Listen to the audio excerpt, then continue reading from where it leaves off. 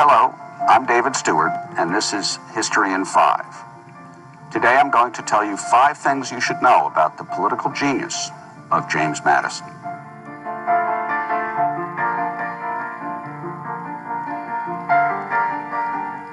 Despite many differences, Madison and Alexander Hamilton formed a powerful combination.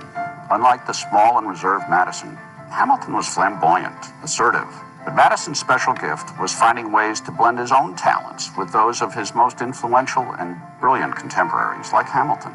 Together, Madison and Hamilton agitated for a national convention to invent a new form of government, what became our Constitution. Then, they jointly led the fight to ratify the Constitution, an effort that included their joint authorship of the Federalist Papers.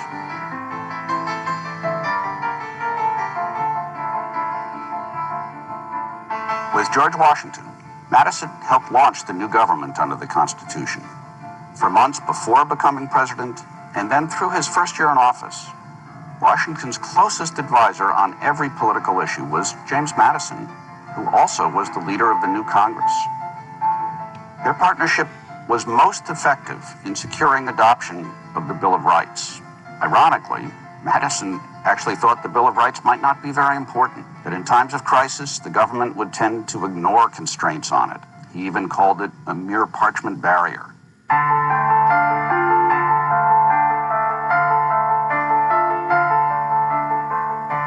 Jefferson, his close friend and neighbor, agreed on the need to form the first American political party. They feared the powerful central government that Alexander Hamilton was creating as Washington's Secretary of the Treasury.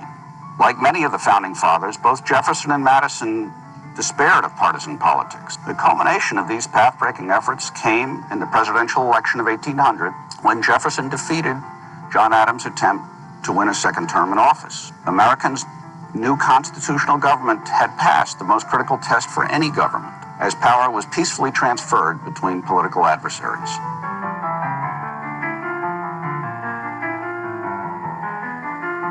In 1789, in the first election under the Constitution, they ran against each other for a congressional seat from Virginia. Madison won that tough contest.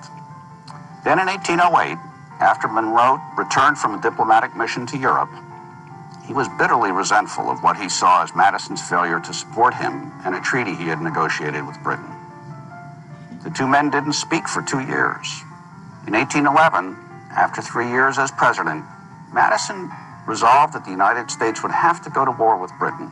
He turned to Monroe, who was a far more dynamic military figure, as his Secretary of State and his closest advisor.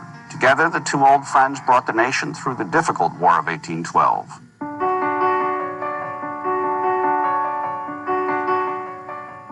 In so many ways, Dolly was a contrast to Madison. She was outgoing and charming. He could be reserved and stiff in public. But between them, they built a national political culture through 16 years of nonstop social events in Washington. And Madison's success flowed from something that's often overlooked about them. They were a lot of fun.